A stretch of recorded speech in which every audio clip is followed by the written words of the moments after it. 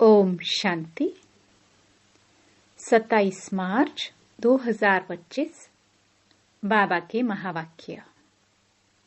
मीठे बच्चे, खिवैया आया है तुम्हारी नैया पार लगाने। तुम बाप से सच्चे होकर रहो तो नैया हिलेगी डुलेगी लेकिन डूब नहीं सकती। प्रश्न: बाप की याद बच्चों को यथार्थ न रहने का मुख्य कारण क्या है? उत्तर: साकार में आते आते भूल गए हैं कि हम आत्मा निराकार है और हमारा बाप भी निराकार है। साकार होने के कारण साकार की याद सहज आ जाती है। देही अभिमानी बन अपने को बिंदी समझ बाप को याद करना, इसी में ही मेहनत है। ओम शांति। शिव भगवान वाच। इनका नाम तो शिव नहीं है ना, इनका नाम है ब्रह्मा और इन द्वारा बात करते हैं शिव भगवान वाच। यह तो बहुत बार समझाया है। कोई मनुष्य को या देवता को अथवा सूक्ष्म वतनवासी ब्रह्मा विष्णु शंकर को भगवान नहीं कहा जाता। जिनका कोई आकार व साकार चित्र है उनको भगवान नहीं कह सकते। भगवान कहा ही जाता है बेहद के बाप को। भगवान कौन है यह कोई को भी पता नहीं। नेति नेति कहते हैं, अर्थात हम नहीं जानते। तुम्हारे में भी बहुत थोड़े हैं जो यथार्थ रीति जानते हैं। आत्मा कहती है, हे भगवान। अब आत्मा तो है बिंदी, तो बाप भी बिंदी ही होगा। अब बाप बच्चों को बैठ समझाते हैं। बाप के पास कई ऐसे बच्चे हैं जो यह भी नहीं समझते कि हम आत्मा कैसे बिंदी है। कोई तो अच्छी रीति समझते हैं, बाप को याद करते हैं। बेहद का बाप है सच्चा हीरा। हीरे को बहुत अच्छी डिब्बी में डाला जाता है। कोई के पास अच्छे हीरे होते हैं तो किसको दिखलाना हो तो सोने चांदी की डिब्बी में डाल फिर दिखाते हैं। हीरे को जौहरी ही जाने और कोई जान ना सके। झूठा हीरा दिखाए तो भी किसको पता ना पड़े। ऐसे बहुत ठग जाते हैं। तो अब सच्चा बाप आया है, परंतु झूठे भी ऐसे ऐसे हैं जो मनुष्यों को कुछ भी पता नहीं पड़ता। गाया भी जाता है, सच की नाव हिले डुले पर डूबे नहीं। झूठ की नाव हिलती नहीं है। इनको कितना हिलाने की करते हैं। जो यहाँ इस नाव में बैठे हुए हैं वह भी हिलाने की कोशिश करते हैं। ट्रेटर गाए जाते हैं ना। अब तुम बच्चे जानते हो खिवैया बाप आया हुआ है, बागवान भी है। बाप ने समझाया है यह है कांटों का जंगल। सभी पतित है ना, कितना झूठ है। सच्चे बाप को विरला कोई जानता है। यहाँ वाले भी कई पूरा नहीं जानते, पूरी पहचान नहीं, क्योंकि गुप्त है ना। भगवान को याद तो सब करते हैं, यह भी जानते हैं कि वह निराकार है, परम धाम में रहते हैं। हम भी निराकार आत्मा हैं, यह नहीं जानते। साकार में बैठे बैठे वह भूल गए हैं। साकार में रहते रहते साकार ही याद आ जाता है। तुम बच्चे अभी देही अभिमानी बनते हो। भगवान को कहा जाता है परम पिता परमात्मा। यह समझना तो बिल्कुल सहज है। परम पिता अर्थात परे से परे रहने वाला परम आत्मा। तुमको कहा जाता है आत्मा। तुमको परम नहीं कहेंगे। तुम तो पुनर्जन्म लेते हो ना। यह बातें कोई भी नहीं जानते। भगवान को भी सर्वव्यापी कह देते हैं। भक्त भगवान को ढूंढते हैं, पहाड़ों पर, तीर्थों पर, नदियों पर भी जाते हैं। समझते हैं नदी पतित पावनी है, उसमें स्नान कर हम पावन बन जाएंगे। भक्ति मार्ग में यह भी किसको पता नहीं पड़ता कि हमको चाहिए क्या। सिर्फ कह देते हैं मुक्ति चाहिए, मोक्ष चाहिए, क्योंकि यहाँ दुखी होने के कारण तंग हैं। सतयुग में कोई मोक्ष व मुक्ति थोड़ी मांगते हैं। वहाँ भगवान को कोई बुलाते नहीं, यहाँ दुखी होने के कारण बुलाते हैं। भक्ति से कोई का दुख हर नहीं सकते। भल कोई सारा दिन राम राम बैठ जपे तो भी दुख हर नहीं सकते। यह है ही रावण राज्य। दुख तो गले से जैसे बांधा हुआ है। गाते भी हैं दुख में सिमरन सब करे, सुख में करे न कोई। इसका मतलब जरूर सुख था, अब दुख है। सुख था सतयुग में, दुख है अभी कलयुग में। इसलिए इसको कांटों का जंगल कहा जाता है। पहला नंबर है देह अभिमान का कांटा, फिर है काम का कांटा। अभी बाप समझाते हैं, तुम इन आंखों से जो कुछ देखते हो वह विनाश होने का है। अब तुमको चलना है शांति धाम। अपने घर को और राजधानी को याद करो। घर की याद के साथ साथ बाप की याद भी जरूरी है, क्योंकि घर कोई पतित पावन नहीं है। तुम पतित पावन बाप को कहते हो, तो बाप को ही याद करना पड़े। वह कहते हैं मामेकम याद करो। मुझे ही बुलाते हो ना बाबा, आकर पावन बनाओ। ज्ञान का सागर है तो जरूर मुख से आकर समझाना पड़े, प्रेरणा तो नहीं करेंगे। एक तरफ शिव जयंती भी मनाते हैं, दूसरे तरफ फिर कहते नाम रूप से न्यारा है। नाम रूप से न्यारी चीज तो कोई होती नहीं। फिर कह देते ठिक्कर भित्तर सब में है। अनेक मत है ना। बाप समझाते हैं, तुमको 5 विकारों रूपी रावण ने तुच्छ बुद्धि बना दिया है। इसलिए देवताओं के आगे जाकर नमस्ते करते हैं। कोई तो नास्तिक होते हैं, किसको भी मानते नहीं। यहाँ तो बाप के पास आते ही हैं ब्राह्मण, जिनको 5000 वर्ष पहले भी समझाया था। लिखा हुआ भी है, परमपिता परमात्मा ब्रह्मा द्वारा स्थापना करते हैं तो ब्रह्मा की संतान ठहरे। प्रजापिता ब्रह्मा तो मशहूर है, जरूर ब्राह्मण ब्राह्मणी भी होंगे। अभी तुम शूद्र धर्म से निकल ब्राह्मण धर्म में आए हो। वास्तव में हिंदू कहलाने वाले अपने असली धर्म को जानते नहीं है। इसलिए कभी किसको मानेंगे, कभी किसको मानेंगे, बहुतों के पास जाते रहेंगे। क्रिश्चियन लोग कभी किसके पास जाएंगे नहीं। अभी तुम सिद्ध कर बतलाते हो। भगवान बाप कहते हैं मुझे याद करो।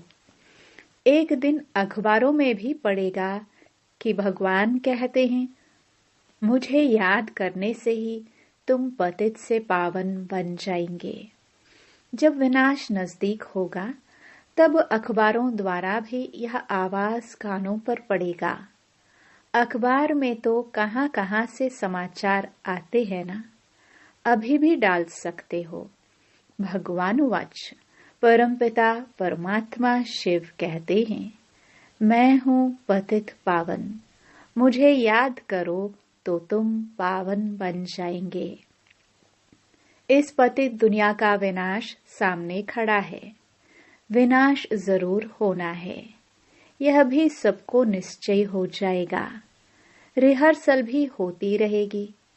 तुम बच्चे जानते हो, जब तक राजधानी स्थापन नहीं हुई है तब तक विनाश नहीं होगा। अर्थक्वेक आदि भी होनी है ना। एक तरफ बॉम्ब्स फटेंगे, दूसरी तरफ नेचुरल कैलामिटीज भी आएंगी। अन्न आदि नहीं मिलेगा, स्टीमर नहीं आएंगे, फैमिन पड़ जाएगा, भूख मरते मरते खत्म हो जाएंगे। भूख हड़ताल जो करते हैं वह फिर कुछ न कुछ जल व माखी, शहद आदि लेते रहते हैं, वजन में हल्के होते जाते हैं। यह तो बैठे बैठे अचानक अर्थक्वेक होगी, मर जाएंगे, विनाश तो जरूर होना है। साधु संत आदि ऐसे नहीं कहेंगे कि विनाश होना है, इसलिए राम राम कहो। मनुष्य तो भगवान को ही नहीं जानते हैं। भगवान तो खुद ही अपने को जाने और न जाने कोई। उनका टाइम है आने का, जो फिर इस बूढ़े तन में आकर सारे सृष्टि के आदि मध्य अंत का नॉलेज सुनाते हैं। तुम बच्चे जानते हो अभी वापस जाना है, इसमें तो खुशी होना चाहिए। हम शांति धाम जाते हैं। मनुष्य शांति ही चाहते हैं, परंतु शांति कौन देवे? कहते हैं ना, शांति देवा। अब देवों का देव तो एक ही ऊंच ते ऊंच बाप है। वह कहते हैं, मैं तुम सबको पावन बनाकर ले जाऊंगा, एक को भी नहीं छोड़ूंगा। ड्रामानुसार सबको जाना ही है। गाया हुआ है, मच्छरों सदृश सब आत्माएं जाती हैं। यह भी जानते हैं सतयुग में बहुत थोड़े मनुष्य होते हैं। अभी कलयुग अंत में कितने ढेर मनुष्य है, फिर थोड़े कैसे होंगे? अभी है संगम। तुम सतयुग में जाने के लिए पुरुषार्थ करते हो, जानते हो यह विनाश होगा। मच्छरों सदृश आत्माएं जाएंगी, सारा झुंड चला जाएगा। सतयुग में बहुत थोड़े रहेंगे। बाप कहते हैं, कोई भी देहधारी को याद नहीं करो। देखते हुए हम नहीं देखते हैं। हम आत्मा हैं, हम अपने घर जाएंगे। खुशी से पुराना शरीर छोड़ देना है। अपने शांति धाम को याद करते रहेंगे तो अंतमति सोगति हो जाएगी। एक बाप को याद करना है, इसमें ही मेहनत है। मेहनत बिगर ऊंच पद थोड़ी मिलेगा। बाप आते ही हैं तुमको नर से नारायण बनाने के लिए। अब इस पुरानी दुनिया में कोई चैन नहीं है। चैन है ही शांति धाम और सुख धाम में। यहाँ तो घर घर में अशांति है, मार पीट है। बाप कहते हैं, अब इस छीछी दुनिया को भूलो। मीठे मीठे बच्चों, मैं तुम्हारे लिए स्वर्ग की स्थापना करने आया हूँ। इस नरक में तुम पतित बन पड़े हो, अब स्वर्ग में चलना है। अब बाप को और स्वर्ग को याद करो तो अंतमति सोगति हो जाएगी। शादी आदि में भल जाओ, परंतु याद बाप को करो। नॉलेज सारी बुद्धि में रहनी चाहिए। भल घर में रहो, बच्चों आदि की संभाल करो, परंतु बुद्धि में याद रखो, बाबा की फरमान है, मुझे याद करो। घर छोड़ना नहीं है, नहीं तो बच्चों की संभाल कौन करेगा? भक्त लोग घर में रहते हैं, गृहस्थ व्यवहार में रहते हैं, फिर भी भक्त कहा जाता है, क्योंकि भक्ति करते हैं, घर बार संभालते हैं। विकार में जाते हैं तो भी गुरु लोग उनको कहते हैं, श्री कृष्ण को याद करो, तो उन जैसा बच्चा होगा। इन बातों में अब तुम बच्चों को नहीं जाना है, क्योंकि तुमको अब सतयुग में जाने की बातें सुनाई जाती है। जिसकी स्थापना हो रही है, वैकुंठ की स्थापना कोई श्री कृष्ण नहीं करते हैं, श्री कृष्ण तो मालिक बना है, बाप से वर्षा लिया है। संगम के समय ही गीता का भगवान आते हैं। गीता सुनाई बाप ने और बच्चे ने सुनी। भक्ति मार्ग में फिर बाप के बदले बच्चे का नाम डाल दिया है। बाप को भूल गए हैं तो गीता भी खंडन हो गई। वह खंडन की हुई गीता पढ़ने से क्या होगा? बाप तो राजयोग सिखलाकर गए। इनसे श्री कृष्ण सत्युग का मालिक बना। भक्ति मार्ग में सत्यनारायण की कथा सुनने से कोई स्वर्ग का मालिक बनेगा क्या? न कोई इस ख्यालात से सुनते हैं, उससे फायदा कुछ नहीं मिलता।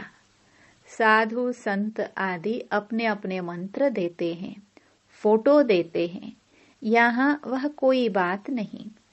दूसरे सत्संगों में जाएंगे तो कहेंगे फलाने स्वामी की कथा है। किसकी कथा? वेदांत की कथा, गीता की कथा, भागवत की कथा। अभी तुम बच्चे जानते हो, हमको पढ़ाने वाला कोई देहधारी नहीं है, न कोई शास्त्र आदि कुछ पढ़ा हुआ है। शिव बाबा कोई शास्त्र पढ़ा है क्या? पढ़ते हैं मनुष्य। शिव बाबा कहते हैं, मैं गीता आदि कुछ पढ़ा हुआ नहीं हूँ। यह रथ जिसमें बैठा हूँ, यह पढ़ा हुआ है, मैं नहीं पढ़ा हुआ हूँ। मेरे में तो सारे सृष्टि चक्र के आदि मध्य अंत का ज्ञान है। यह रोज गीता पढ़ता था, तोते मुआफिक कंठ कर लेते थे। जब बाप ने प्रवेश किया तो झट गीता छोड़ दी, क्योंकि बुद्धि में आ गया यह तो शिव बाबा सुनाते हैं। बाप कहते हैं, मैं तुमको स्वर्ग की बादशाही देता हूँ, तो अब पुरानी दुनिया से ममत्व मिटा दो। सिर्फ मामेकम याद करो। यह मेहनत करनी है। सच्चे आशिक को घड़ी घड़ी माशिक की याद ही आती रहती है। तो अब बाप की याद भी ऐसी पक्की रहनी चाहिए। पारलौकिक बाप कहते हैं, बच्चे मुझे याद करो और स्वर्ग के वर्षे को याद करो। इसमें और कुछ भी आवाज करने, झांझ आदि बजाने की कोई दरकार नहीं। गाते भी कोई अच्छे अच्छे आते हैं तो बजाए जाते हैं, जिनका अर्थ भी तुमको समझाते हैं। गीत बनाने वाले खुद कुछ भी नहीं जानते। मेरा भक्तिन थी, तुम तो अभी ज्ञानी हो। बच्चों से जब कोई काम ठीक नहीं होता है तो बाबा कहते, तुम तो जैसे भक्त हो। तो वह समझते हैं कि बाबा ने हमको ऐसे क्यों कहा। बाप समझाते हैं, बच्चे अब बाप को याद करो, पैगंबर बनो, मैसेंजर बनो। सबको यही पैगाम दो कि बाप और वर्षे को याद करो तो जन्म जन्मांतर के पाप भस्म हो जाएंगे। अब वापस घर जाने का समय है। भगवान एक ही निराकार है, उनको अपनी देह है नहीं। बाप ही अपना परिचय बैठ देते हैं, मन मनाभव का मंत्र देते हैं। साधु सन्यासी आदि ऐसा कभी नहीं कहेंगे कि अब विनाश होना है। बाप को याद करो। बाप ही ब्राह्मण बच्चों को याद दिलाते हैं, याद से हेल्थ, पढ़ाई से वेल्थ मिलेगी। तुम काल पर जीत पाते हो, वहां कभी अकाले मृत्यु नहीं होता। देवताओं ने काल पर विजय पाई हुई है। अच्छा, मीठे मीठे सिखिलदे बच्चों प्रति माता पिता बाप दादा का याद प्यार और गुड मॉर्निंग। रूहानी बाप की रूहानी बच्चों को नमस्ते। धारणा के लिए मुख्य सार। पहला, ऐसा कोई कर्म नहीं करना है जो बाप द्वारा भक्त का टाइटल मिले। पैगंबर बन सबको बाप और वर्षे को याद करने का पैगाम देना है। दूसरा, इस पुरानी दुनिया में कोई चैन नहीं है। यह अच्छी दुनिया है, इसे भूलते जाना है। घर की याद के साथ साथ पावन बनने के लिए बाप को भी जरूर याद करना है। वरदान, प्रवृत्ति में रहते पर वृत्ति में रहने वाले निरंतर योगी भव। निरंतर योगी बनने का सहज साधन है प्रवृत्ति में रहते पर वृत्ति में रहना। पर वृत्ति अर्थात आत्मिक रूप। जो आत्मिक रूप में स्थित रहता है वह सदा न्यारा और बाप का प्यारा बन जाता है। कुछ भी करेगा लेकिन यह महसूस होगा जैसे काम नहीं किया है लेकिन खेल किया है। तो प्रवृत्ति में रहते आत्मिक रूप में रहने से सब खेल की तरह सहज अनुभव होगा। बंधन नहीं लगेगा। सिर्फ स्नेह और सहयोग के साथ शक्ति की एडिशन करो तो हाई जंप लगा लेंगे। स्लोगन, बुद्धि की महीनता अथवा आत्मा का हल्कापन ही ब्राह्मण जीवन की पर्सनालिटी है। अव्यक्त इशारे, सत्यता और सभ्यता रूपी कल्चर को अपनाओ। हिम्मते शक्तियां, मदद दे सर्वशक्तिमान। शेरनियां कभी किससे डरती नहीं, निर्भय होती है। यह भी भय नहीं कि नामालूम क्या होगा। सत्यता के शक्ति स्वरूप होकर नशे से बोलो, नशे से देखो। हम ऑलमाइटी गवर्नमेंट के अनुचर हैं। इसी स्मृति से अयथार्थ को यथार्थ में लाना है। सत्य को प्रसिद्ध करना है, न कि छिपाना है। लेकिन सत्यता के साथ बोल में मधुरता और सभ्यता आवश्यक है। ओम शांति।